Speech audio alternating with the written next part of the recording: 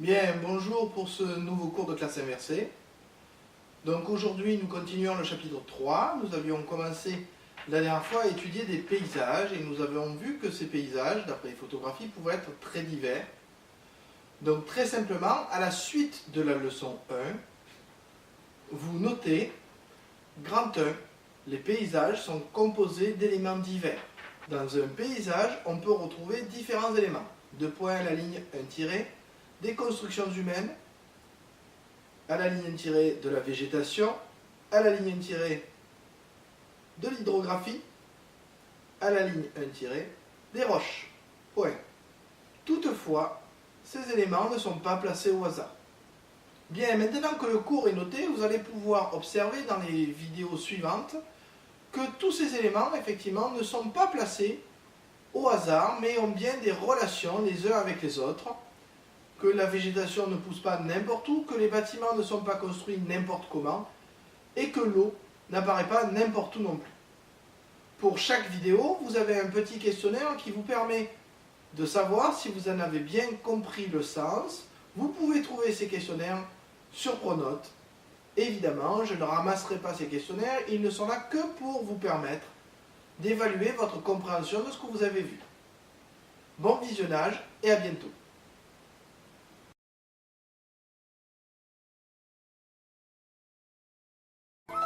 Alors Jean-Marie, tu tombes bien parce que je ne sais pas si tu l'as remarqué, mais j'ai eu envie de faire quelques trous dans mon jardin avec ce beau soleil. Je vois. D'ailleurs, j'ai acheté des plantes de bruyère et voilà, j'allais me mettre au travail. Tant que tu es là, est-ce que je suis sur la bonne voie? En fait, attends un petit peu parce que je vois que tu as déjà fait tes trous, Oui. mais pour ces plantes acidophiles, il faudra préparer la terre en conséquence. Des plantes acidophiles, qu'est-ce que c'est ça? Voilà, donc ce sont des plantes qui vivent avec un pH relativement bas, avec un D'accord. pH d'environ 4, 4,5, 5. Et donc ici, ma terre n'est pas prête pour à les recevoir. Non, C'est donc ça il que va tu veux me falloir dire. diminuer le pH, Oui. mais aussi alléger la terre parce que ta terre est trop lourde. D'accord. Mais sinon, est-ce que l'endroit est bien choisi? J'ai Oui, bien fait de venir ici? il est bien choisi, non seulement parce que nous sommes dans un environnement de plantes de terre de bruyère, mais surtout parce que nous sommes dans un endroit ombragé et D'accord. légèrement humide, ce qui va permettre à ces plantes de vraiment s'épanouir complètement. Ok, bien, occupons-nous de la terre alors, Voilà, eh bien je si vais tu veux d'abord bien. chercher un peu de terre de bruyère sous forme D'accord, d'humus que nous d'accord. allons verser dans les trous de plantation Oui, et en même temps aussi sur la terre que tu as retirée des trous pour la mélanger. d'accord. Ah ben, je vais faire ça Mais moi, si attends, tu veux. je vais encore ajouter un petit peu d'engrais pour plantes de terre acidophile pour nourrir les plantes dès la plantation. Donc on mélange.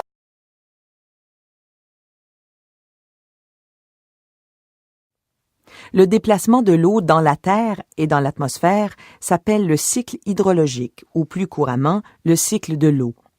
Nous utilisons le terme cycle parce que l'eau est constamment en mouvement. Il n'y a pas de début ou de fin à ce cycle.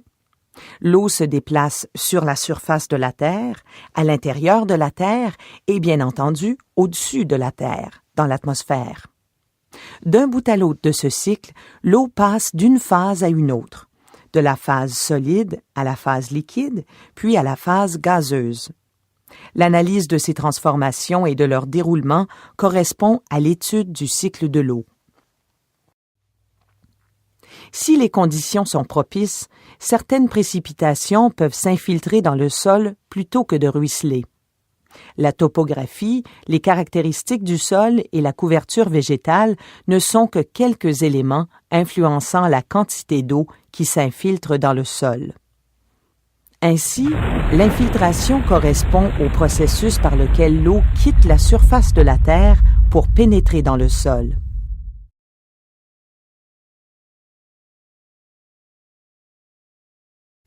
Cette eau continue de traverser le sol, le gravier et le substratum rocheux jusqu'à ce qu'elle atteigne les réserves d'eau souterraines.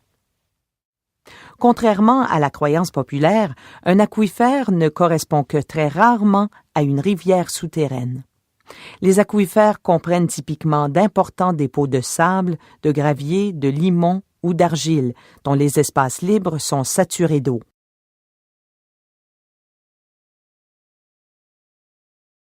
Lorsque les précipitations augmentent, le niveau phréatique d'un aquifère libre peut continuer à monter. L'aquifère illustré ci-dessous possède une couche de roche solide ou d'argile imperméable, ou autrement dit, une couche que l'eau traverse très difficilement.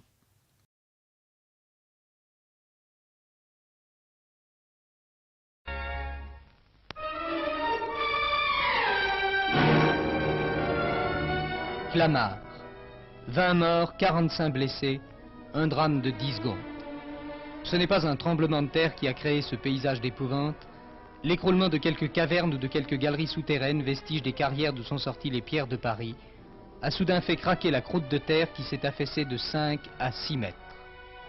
Un immeuble de 3 étages, 25 pavillons, une petite usine n'ont plus été que des décombres. Le ministre de l'Intérieur, M. Roger Frey, est venu encourager les équipes de secours qui, avec un acharnement de fourmis, se sont efforcés pendant 3 jours de sauver ceux qui pouvaient vivre encore sous cet amoncellement de moellons, de ciment et de poutres.